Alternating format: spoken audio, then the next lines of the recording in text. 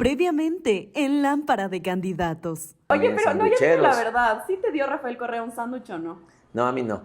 Alguna vez en la militancia, Antes de finalizar, quiero que hagamos una Pinky Promise. ¿Sabes lo que es una Pinky Promise, no? claro, sí. Ya, vamos a hacer la Pinky Promise de que si tú llegas a ser alcalde de la capital, nos vamos a volver a reunir y nos vamos a volver a sentar a hablar de Quito. Entonces ya ponle de una vez fecha, porque eso va a pasar. Ah, ya, vamos a ponerle fecha, entonces corta la Pinky Promise. Así que ya lo que solamente queda por definir es la fecha, ¿no? Ajá. Perfecto.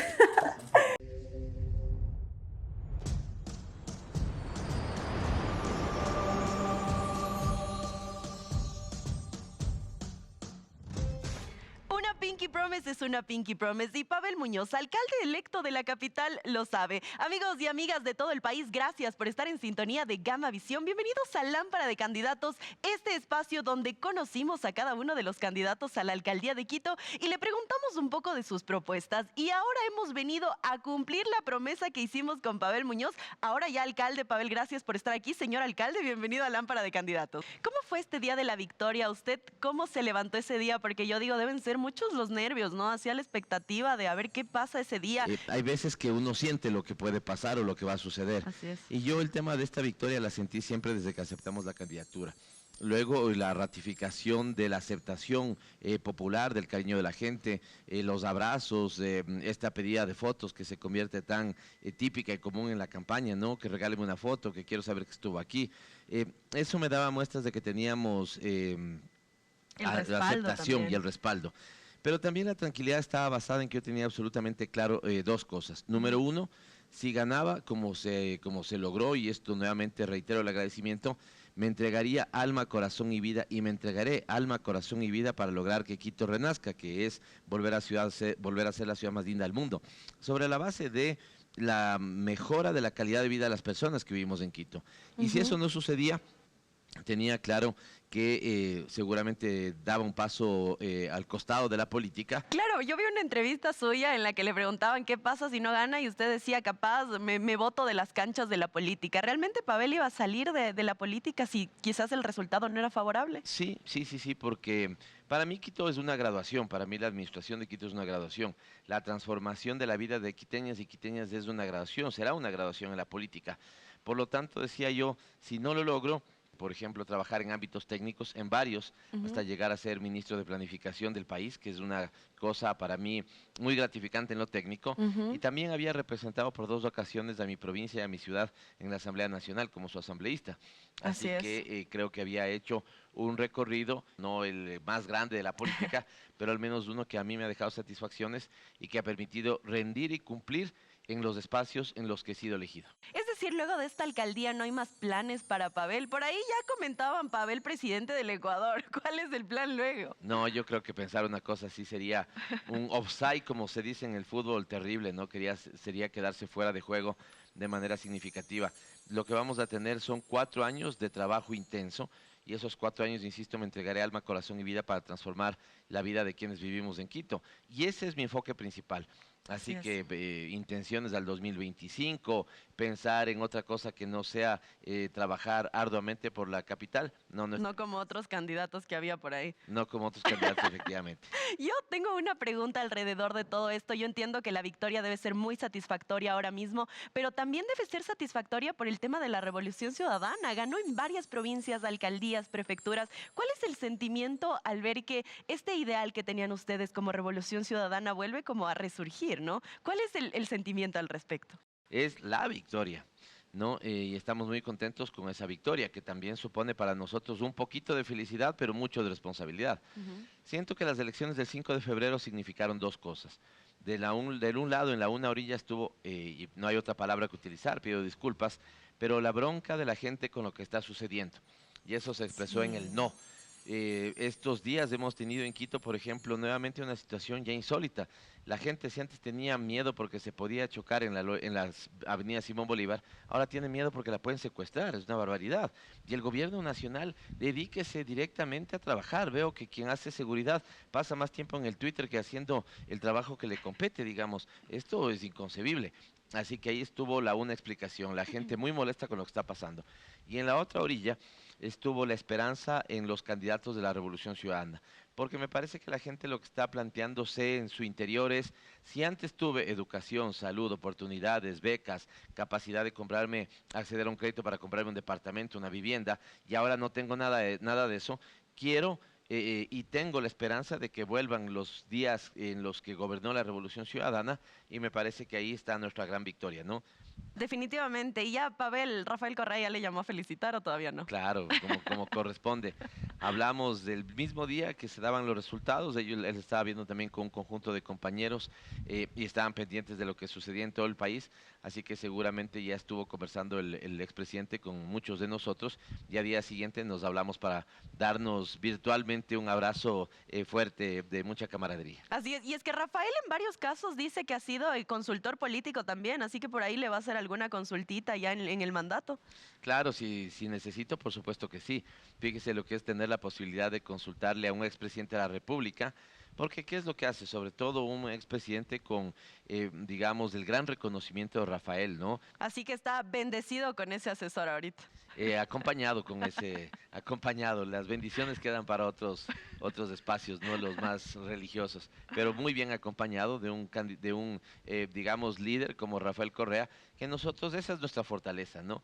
Y quien se confunde, lastimosamente, comete errores en la política. Así es. Yo veo que determinados medios de comunicación, determinados analistas políticos, les cuesta, pero les cuesta significativamente reconocer el legado de la Revolución Ciudadana, el legado de Rafael Correa y el cariño inmenso que tiene el pueblo por nuestro proceso político y por Rafael. Así que yo creo que esa obsesión, esa obsesiva negación de no reconocer lo que hicimos y el Así cariño que es. nos tiene la gente es lo que a ellos también les hace tener esa gran cantidad de errores. Así es, y es algo que se ha visto en las urnas también, ¿no? Bueno, nosotros como Lámpara de Candidatos conversamos con varios candidatos a la alcaldía de Quito, les preguntamos cuáles eran sus planes para Quito, pero también les mostramos los 3 deseos de la ciudadanía. A Pavel también le pidieron 3 deseos. Yo quiero saber si se acuerda de los deseos. A ver. Me acuerdo, a ver, era revisión vehicular, si no estoy mal, el otro era que... Se está leyendo la mano, No, creo. revisión. No, eso era una expresidenta de la Asamblea Nacional que tenía anotado. Uno viene así con lo que al menos, si no me acuerdo, digo no me acuerdo porque ustedes me recuerden. Pero revisión técnica vehicular, que ya está dicho que tengamos el contrato de extensión para que no tengamos ningún problema hasta diciembre, pero en diciembre seguramente nos prepararemos para una nueva licitación, para tener aún un mejor servicio, mejorar las condiciones de seguridad, que sí, que lo vamos a hacer, pero esta es responsabilidad del gobierno nacional, así que, y la tercera no me acuerdo, ¿ves? Ahí me falla un Ahí poquito ya la le falla memoria. un poquito la memoria. Bueno, nosotros vamos a refrescar esos 3 deseos, así que veamos ese primer deseo, alcalde. Claro. Es un caos en lo que es la revisión técnica vehicular. Hay que mejorar por lo que se está demorando en los trámites de las placas, entrega de placas, matriculación y todo eso. Entonces, ya revivimos este primer deseo que le pidieron, alcalde. ¿Qué sucede con el tema de la revisión técnica vehicular? Las personas quieren soluciones concretas. ¿Qué va a suceder en ese aspecto? ¿Ves? Y me acordaba del vecino que nos decía esto. Va a suceder que vamos a pedir, mi segunda reunión fue con la Agencia Metropolitana de Tránsito, la primera fue con el Metro. En la Agencia Metropolitana de Tránsito pude conocer las vicisitudes que hubo y que de alguna u otra manera lograron solventar. Cuando hay que decir que se solventan las cosas, también hay que decirlo, no todo es Claro. crítica. Así que lograron solventar esas críticas que evidentemente supusieron para todos los ciudadanos un gran dolor de cabeza, porque uno no entiende por qué ya paga su matrícula o a veces incluso compra un carro, que ojalá podamos referirnos a eso. Yo creo que en este momento es más importante que destinemos, digamos, recursos seguramente a otras cosas. Vamos a tener mejor transporte público y tenemos que reconocer que la ciudad tiene ya una gran cantidad de carros que ha desbordado su capacidad. Así es. Y decir esto, que no puedes matricular, que no te dan la cita, que no tenías dónde conseguir la cita, pude conocer, se superó ese problema. Ahora deberíamos a mitad del año hacer una extensión del contrato, un nuevo contrato en realidad, para que vaya hasta diciembre y que de alguna u otra manera no vayamos a sentir lo que se sintió el año anterior. Y en diciembre, digamos, del último trimestre de este año nos prepararemos para un nuevo concurso para que el proceso sea aún más amplio. Tenemos una cantidad, me parece que son 5 en este momento los centros de atención que están abiertos. Hay unos que tienen menos ocupación que otros, pero la gente busca los demás ocupación. Entonces siento que a veces falla también la comunicación. Debería el municipio, y nosotros vamos a hacer eso, decirle casi que yo planteaba que tengamos como un contador de turnos, ¿no? Es como cuando entras a un parqueadero y no sé si antes de entrar has visto que los parqueaderos te dicen tantas plazas disponibles. Así es. Entonces tal vez deberíamos, y eso estará seguramente en el próximo concurso, pedir que cuando uno entre a la página web, ¿no es cierto?, sepa más o menos que estos centros de atención tienen tantos cupos disponibles para que no nos concentremos todos los ciudadanos en pedir cupo en solamente 2, porque si no tenemos 2 abarrotados y 2 vacíos. Así que todo eso es lo que hay que hacer y sí vamos a mejorar el servicio de la revisión técnica vehicular. Claro, y el punto es agilizarlo, ¿no? Y yo tengo 3 comentarios de la gente que comentaron en nuestra entrevista. Así que sobre este tema, la primera persona, Jenny, dice, ellos nos exigen el mantenimiento de los autos, está correcto, pero las calles con tremendos huecos que nos caemos, se rompe la dirección, etcétera. ¿Qué responderle? Tiene razón, Jenny.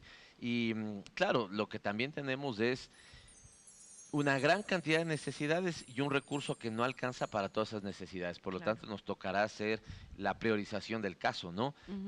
Ya me gustaría a mí tener esa varita mágica, ¿no es cierto? O esa lamparita mágica para los 3 deseos y que cierres los ojos, ¿no es cierto? Como la hechicera y se cumplan, pero no. Cada obra es un malestar incluso para la ciudadanía, a veces no muy bien comunicadas, pero necesitamos entonces hacer todo esto, ¿no? Que haya una buena repavimentación en algunos casos, mejoras en algunos otros, adoquinados. Cuando digo repavimentación es porque algunos suponen un cambio absoluto de la capa asfáltica, otros suponen una, digamos, mejora no de tanta envergadura, pero también necesitamos trabajar en esos barrios que no tienen, por ejemplo, ni siquiera un adoquinado.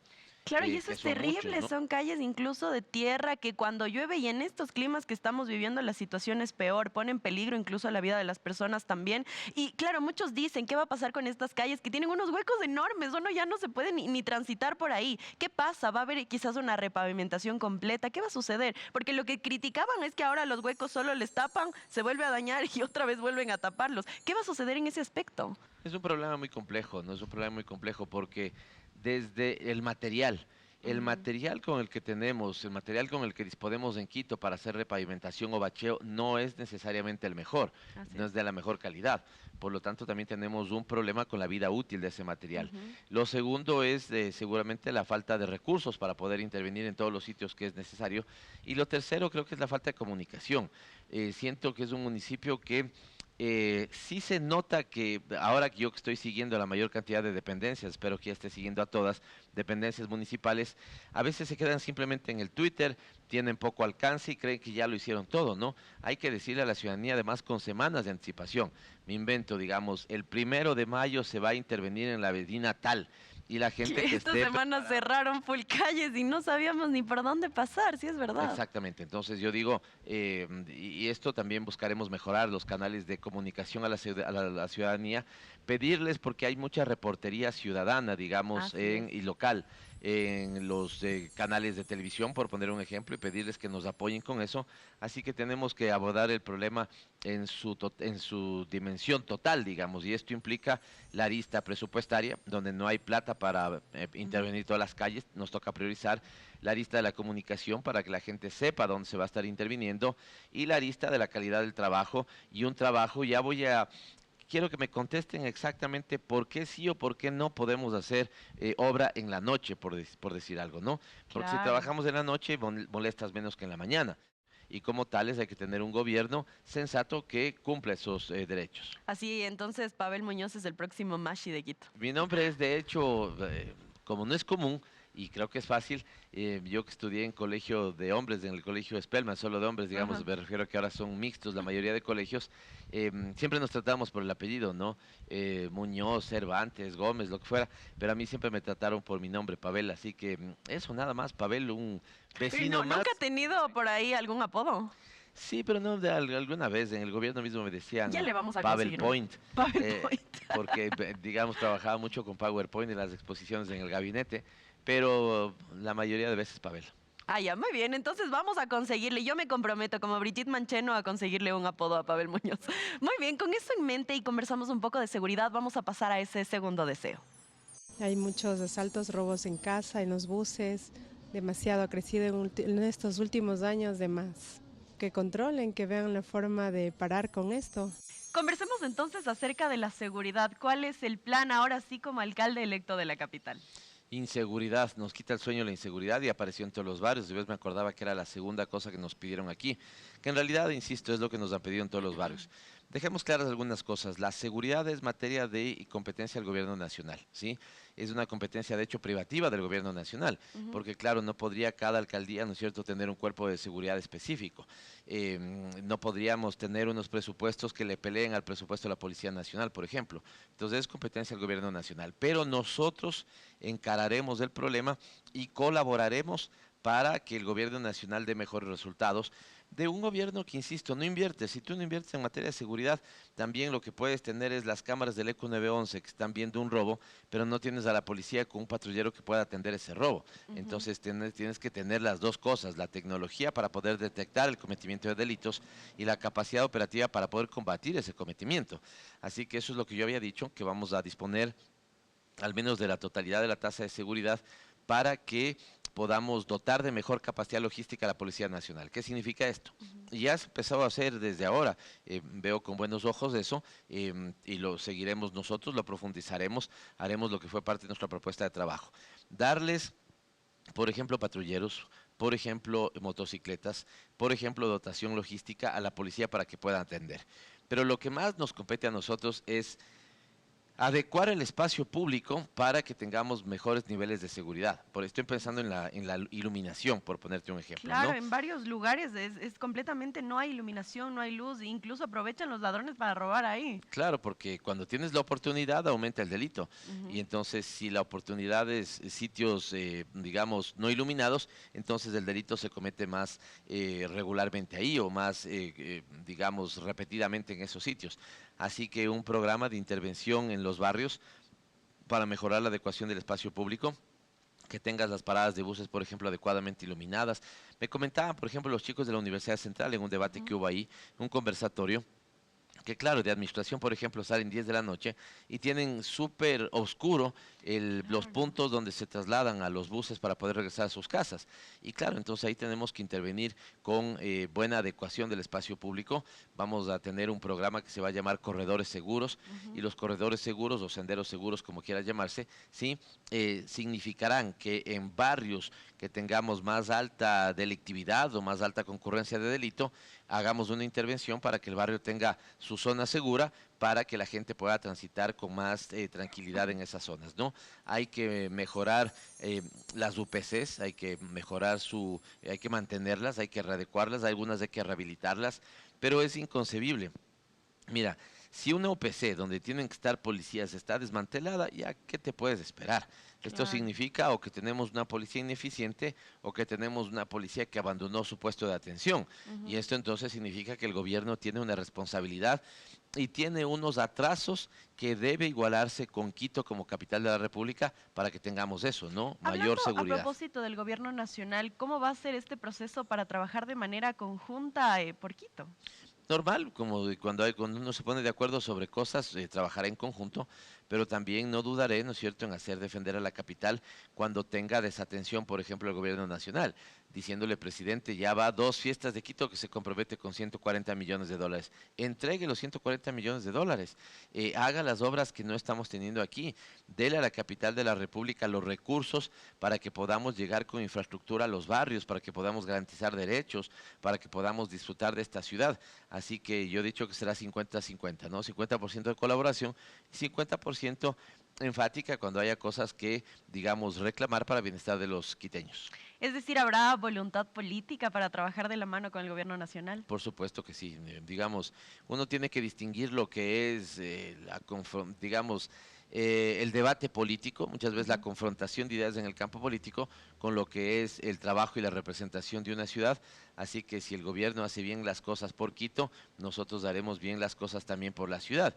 Y esto es mejorar la condición de vida de los ecuatorianos también, ¿no? En este caso, la capital de la República. Así que la colaboración, cuando sea necesaria, y la voz altiva para, digamos, defender los intereses de esta ciudad también cuando sea necesario. Muy bien, entonces este segundo deseo como candidato y como alcalde puede cumplirlo. Sí, así es, ¿no? Muy bien, entonces ahora pasemos a ese tercer deseo. Que haya uno que sea honesto, la verdad, y que no robe, que haga las cosas bien y que tome buenas decisiones para que ayude a crecer al país, sería lo óptimo en este caso. Honestidad, yo creo que este es un tema principal. Ahora muchas personas ya como alcalde piden que usted mantenga ese espíritu de honestidad. Y sabe que yo me acuerdo de un video circuló en redes estas semanas y es acerca de me parece que un agente de la AMT le decía a un señor, le llamaba la atención que se ponga a su derecha y el señor le decía, yo voy a ser tu jefe, que ni sé qué. ¿Qué sucede con eso? Ya está dividida la agencia, la AMT. ¿Qué pasa con eso? ¿Qué pasa con los cargos? Ahí las personas comentaban, pero entonces ya tienen gerentes por ahí. ¿Qué pasa? ¿Cuál es la respuesta? No, pero las personas comenten lo que tenga algún nivel de certidumbre, ¿no? Imagínense que yo diga en este momento que voy a ser presidente de Rusia, bueno, deberán ver si es que vivo en Rusia, si he nacido en Rusia, alguna Es que cuestión este así, señor estaba ¿no? súper convencido, decía, yo voy a ser tu jefe, ¿verdad? Ni le conozco, pero cómo son las casualidades, ¿no? Ese día que sucedió eso, en la noche yo estaba en un sitio y se acerca justamente este señor y me dice, quiero pedirles disculpas, el video ha sido sacado de contexto, yo en lo particular ni le conozco, no he Pero le definido hasta encontró a ahora. ese señor, ¿dónde le encontró? Él me encontró a mí, pero el mismo día, sí, de una casualidad tremenda, ¿no? Y me decía que esa no había sido su intención, que había sido sacado de contexto, y yo creo que el agente estaba haciendo lo que corresponde, porque si es que nos piden que cumplamos una disposición legal, yo voy a defender también aquí, así como defiendo a la ciudadanía, y esta será mi primera línea, también voy a defender cuando sea necesario a los funcionarios municipales. Lo que se podía ver al menos ahí era un agente que le estaba pidiendo el respeto de una norma de tránsito que estaba siendo violentada y lo que se veía en ese video al menos es una respuesta sin ninguna, digamos, grosera, mal educada, malas señas de por medio. Y entonces ahí necesitamos también una ciudadanía, ¿no es cierto?, que también sea igual de honesta como tiene que ser la administración municipal. Claro. Si queremos combatir la corrupción, hay que combatirla desde adentro y desde afuera, porque no hay que tener el funcionario municipal que esté dispuesto a recibir, no. Hay que barrer ese funcionario municipal que esté dispuesto a recibir. Pero la ciudadanía también le digo, no sea usted el ciudadano que esté dispuesto a dar, porque Claro. cuando hay alguien que está dispuesto a dar, hay alguien lastimosamente que está dispuesto a recibir. Entonces los ecuatorianos también y los quiteños en este caso debemos trabajar por más honestidad y esa será la marca distintiva de nuestra administración. Es muy difícil poder comprometerse y meter la mano al fuego por cerca de 20,000, por más de 20,000 funcionarios. Claro. Esto es imposible. No solo que es muy difícil, es imposible. Imagínense si yo le digo a usted que se comprometa porque 20,000 funcionarios no mientan. Usted me va a decir, Complicado. pero alguno de Pero ellos... ahí usted de ley va a tener que tener un proceso riguroso Claro, para por saber con supuesto. quién trabaja. ¿Quiénes son esos 20,000? Por supuesto. No. Cuidado, Bridget, confundimos. Los 20,000 ya están, ¿sí? ¿No es cierto? ¿Qué No va a son pasar parte con, de con mi las administración. personas? ¿Cuántas Los va, 20,000 ya va a haber están. una reducción de personas que trabajen en el municipio? Mire, hay que tomarse esto con cautela. Primero yo creo que hay que abrir las puertas para que quienes estén en condiciones de salir ya lo puedan hacer. Estoy refiriéndome a quienes estén en condiciones ya de poder jubilarse o a quienes quieran incluso de manera voluntaria, ¿no es cierto?, tomar la decisión de salir. Yo no haré del municipio, lo digo de manera enfática, no haré del municipio una agencia de empleos, porque no es una agencia de empleos. Claro. El municipio es la representación de los quiteños y quiteñas y por lo tanto tiene que ser utilizada adecuadamente para servir a quiteños y quiteñas. Pero evidentemente lo que buscaremos es mejorar la calidad de servicio. Si podemos poner, y sí voy a hacer un plan de dieta, le voy a llamar así, un plan de dieta al municipio para que El evidentemente... municipio se pone a dieta El entonces. municipio se pone a dieta, efectivamente, pero tampoco haré lo que otros candidatos, ¿no? El decir ya se me van a la calle, voto la mitad de funcionarios, no, Sí, porque... y yo sobre eso tengo una pregunta. Muchas personas que trabajan en el municipio actualmente tienen terror a estos cambios de administraciones porque dicen, ya viene el próximo alcalde y me va a votar. ¿Qué pasa con eso? ¿Qué pasa con los empleos? O sea, si es que la gente está haciendo bien su trabajo, no tendría por qué preocuparse de absolutamente nada. pero evidentemente, como decía, si podemos optimizar la tarea del municipio, evidentemente tenemos que así hacerlo, ¿no? Así que vamos a mejorar la calidad del servicio, esto es lo principal. No será una agencia de empleos y empezaremos a tener un plan de adelgazamiento del municipio, respetando los derechos laborales de la gente, porque estos candidatos que decían yo vengo y voto a la mitad de la gente del municipio, no se dan cuenta que eso es más desempleo, por lo tanto también más inseguridad.